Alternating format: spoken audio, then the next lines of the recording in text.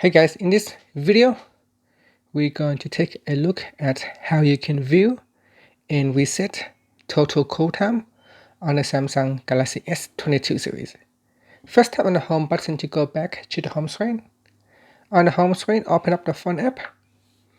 Next, tap on the Recents tab at the bottom.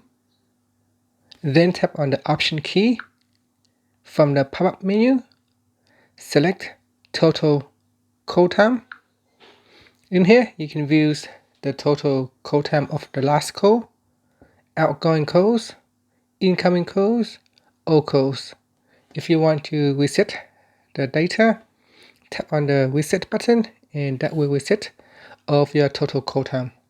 And finally, you can tap on the back key to go back to the home screen or tap on the home button. And that's it. Thank you for watching this video. Please subscribe to my channel for more videos.